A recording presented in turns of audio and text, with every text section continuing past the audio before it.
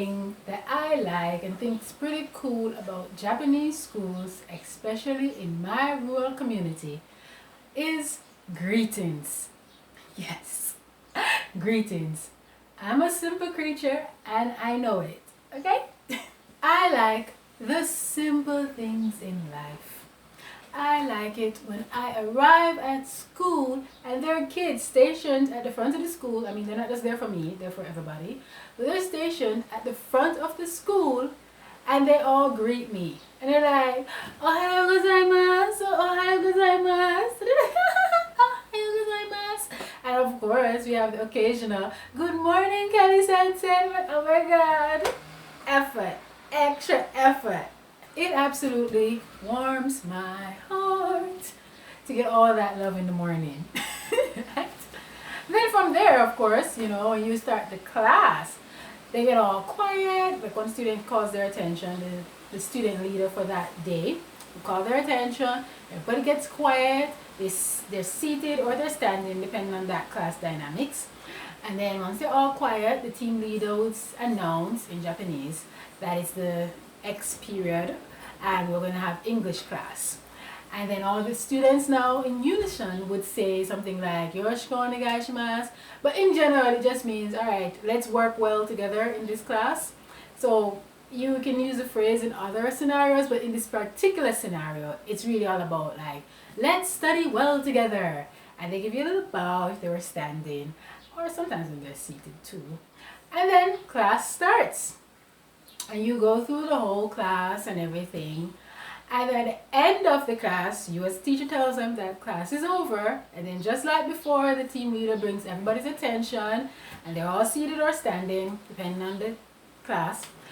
And then they all say in unison, Arigatou gozaimashita. They're like, oh my God! In a sense, they're just saying, thank you for the lesson. So for the classes where the teacher makes them say it in English, that's what they actually say. And I'm like, oh my God, you know what? That lesson plan was difficult. And the fact that you thanked me for all that effort, priceless. So yeah, I'm a simple creature with simple likes. I love it. I love the morning greetings. I love the beginning of the class greetings. I love the goodbyes. I love all that effort in making my presence loved, okay? Shower me with them greetings. Shower me. Ohayo, konnichiwa, konbanwa. Do it. I like it. But yeah, I really do appreciate that overly politeness and the fact that all the kids do it. And as I walk through the school hallway, everybody's trying to be like greeting me. All that konnichiwas, all those ohayos, and all those good mornings or hellos. I like it. And it really just makes the school feel welcoming, because I mean, yeah, the first time they did it, I thought, oh, that was for me, and then I was like, wait, they do it for everybody, but that's okay just the same. I really do appreciate it. I do feel like, yeah, class has started, all the students get quiet for the beginning of class. Like, that's some serious high grade respect right there, I like it. It's my number one thing. And the interesting thing about it is the fact that they all actually do it. Even my devilish kids and my angelic ones, they all do it. So they all get quiet together, and if that one random kid is like still being mischievous, everybody now turns to him or her and be like, really? Really? We can't start the class until you're seated. And then, then he gets in position or she gets in position, and then they all start class. And like that kind of team unison, like they're not just be like, oh, let that crazy kid be crazy. No, we all need to be ready for class to start. Yeah? And then at the end, they're like, thank you for your lesson. And they're like, we all thank you for your lesson. We all appreciate the effort you put in as a teacher to make us learn shit. I was like, I like it. I like it a lot. All right. Now for the bonus round. Top 3 things that I personally thought were weird about Japanese schools. Now we're starting off with number 3, shoes. So, apparently, most Asian countries, you do change shoes.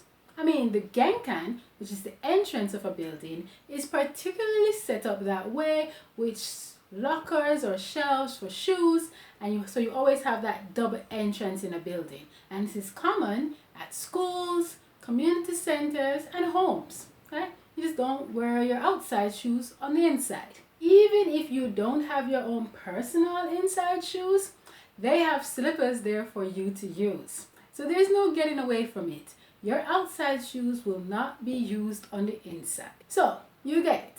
You have your outside shoes, and then you come inside, you go to the genkan, you put it in the closet, cupboard, shoe closet, and you take out your inside shoes and you put on your inside shoes. But wait, there's more.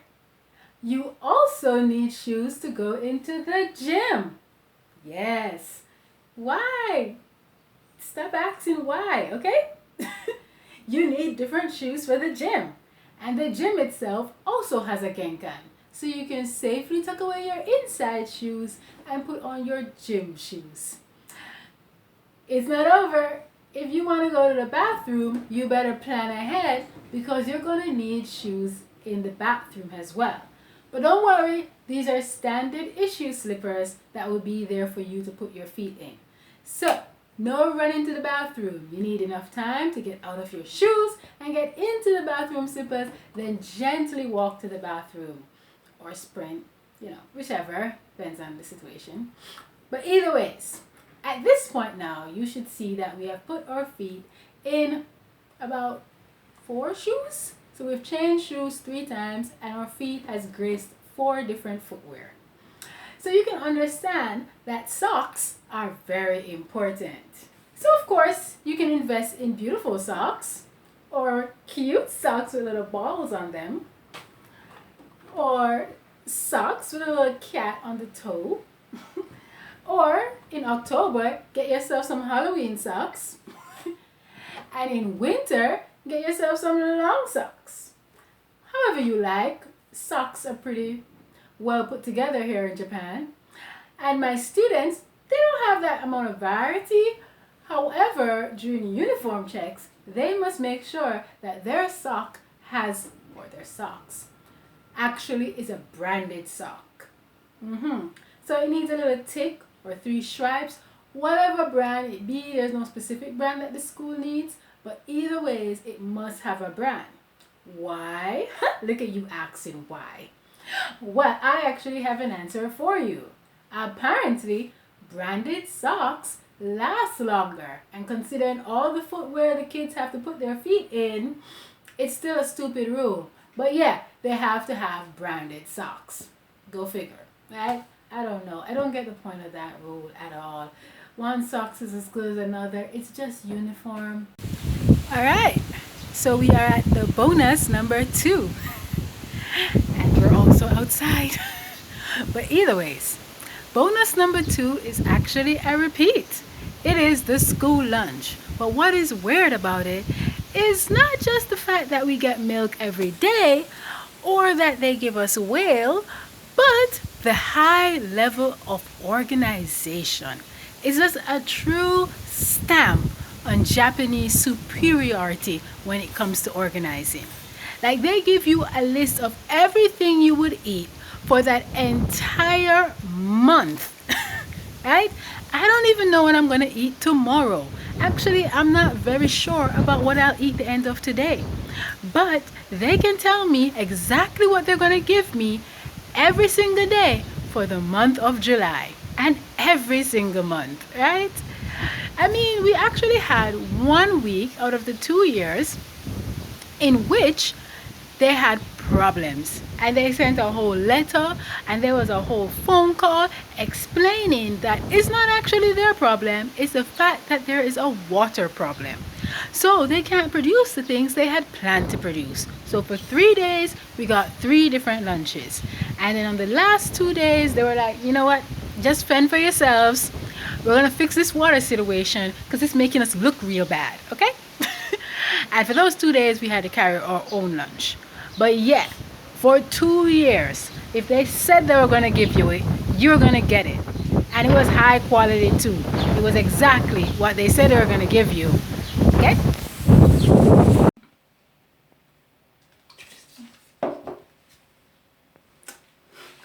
Okay. So, now we are at the runner-ups. Yes, runner-ups. Runner-ups to the weird, because there were quite a few weird things. I mean, runner-up number one, sticker culture. Yes, I don't know why, but they love them stickers, right? You do your homework, you get a sticker. You play an English game, you get a sticker. You answer a question, you get a sticker. You pass the test, no sticker for you. No, there's no sticker at this point. I don't get it. That's why it's weird. But they're really excited about the stickers though. Anyways, next. The second runner-up, sports day. Yeah, the great athletic tournament at school, because that's pretty much what it really is. I mean, who's the fastest? I'm not really sure that was the point, and their skills or anything like that. But like, did the students practice for 2 to 3 or maybe 4 weeks beforehand? Did every student participate in the great performance that they have at the beginning that was absolutely synchronized? Did everything work exactly to plan? Yes. Well, that's a Japanese sports day. Yeah, that's how they roll. And the final runner-up, cleaning by the students. Don't get it twisted, the teachers clean too. I mean, and I don't mean just supervisory, like they actually clean with the students as well. Of course, they show them how to do it and they're really more assisting, but they're all cleaning. And let's be fair, the school is still dirty, but it's also the cleanest school I've ever been in, ever. Whether as a teacher or a student, it really actually is clean, even though it's still dirty, if you get what I mean. No, you don't? I guess that's something you have to ask about in the comments. Now, let's get on to the number one weird. Finally, the number one weird thing that I have noticed in my Japanese schools is that the students change their seat every single month. Pretty much like how I was doing in this video, right? It's a little jarring, right? But it's also kind of interesting. So, apparently there was some research done in Japan identifying the best seat in the class. And it was, of course, the main character seat in every anime, which is at the back by the window. Here, apparently, the student doesn't feel pressure to perform and they can refresh themselves during class by looking through the window. And of course, the worst seat was right at the front in the center, where they're the closest to the teacher's resting spot, and hence they're more likely to be asked to answer questions or volunteer for an activity. So it's a little bit more stressful there.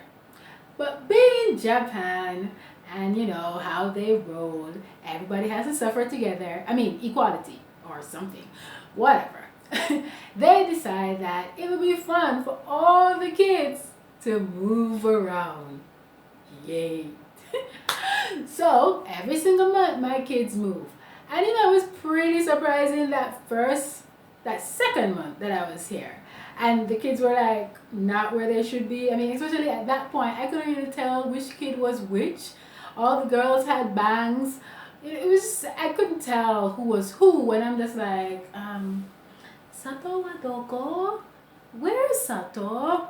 And then that particular time she was actually at the back by the window. And I was like, she is the main character of my class. She really is. She's the sweetest thing. She graduated like in 2020? She graduated last year. Last year, March. I miss that girl. She's the sweetest thing. She always tries to speak English and she's not the top English student. She's just the top English student in my heart. Yes. But anyways, they all move around, and throughout the course of the year, some along the line, they're always somewhere different. So it's kind of funny actually, like when a tall student ends up at the front and everybody in that column has to kind of like crane their head around him to see. It's a little sad when the kid who has bad eyes ends up at the back, and every time they have to get up and walk to the front of the class to see what's on the board, or they're squinting really hard throughout the whole class. In reality, it makes it easy for you as a teacher to ensure that you torture all children equally. I mean, you reach all children equally. And of course, that also means that no child really gets ignored for an entire year, because they always end up somewhere along the line where it's easier for you to reach them. So you must at some point have an easier way to connect with every single student, even if they don't actually make it to that very front seat, you know? So it's actually pretty cool to see that kind of like mix up. Like at first it's very jarring, but it kind of get cool now. So it's one of those weird cools. So it made itself to number 1.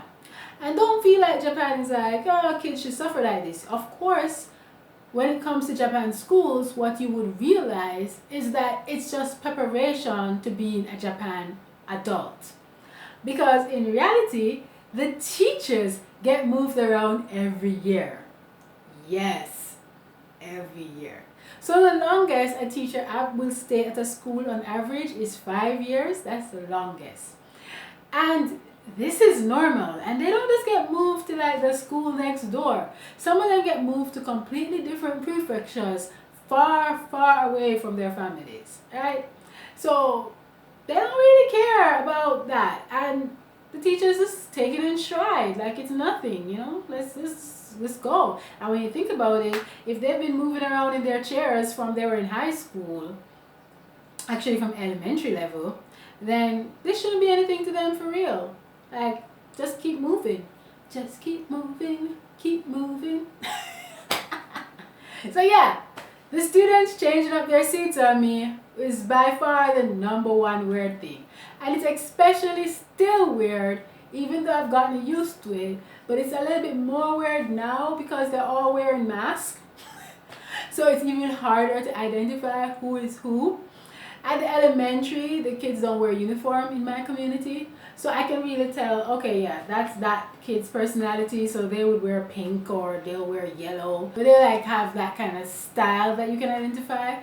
But when they're in junior high and they're in uniform, especially the girls, because it's a very common hairstyle to have a bang. So they pretty much look like they're in a hijab because they have the bang and then they have the mask and all you're seeing is their little eyes. And then you're like, is that Sora? No, Sora is a boy. Who's that one? Chinatsu? Is it Chinatsu? No, it's not Chinatsu. It's Sakura. It's Sakura. I know Sakura. Sakura is a little bit more chubby. That's not Sakura. Who the hell is that kid? I don't know. And then I look at the kanji name and I'm like, and they hide it when they're trying to play games with me. And I'm like, I couldn't read it anyways. Dang it. But yeah, it's still funny. It's nice when they try and be funny like that. But yeah. So yeah, they move around every day, every month. And that by far is the number 1 weird thing. And I tried to make you feel it today in this video. So I hope you enjoyed feeling the weird. Anyways, owarimashita. I'm finished.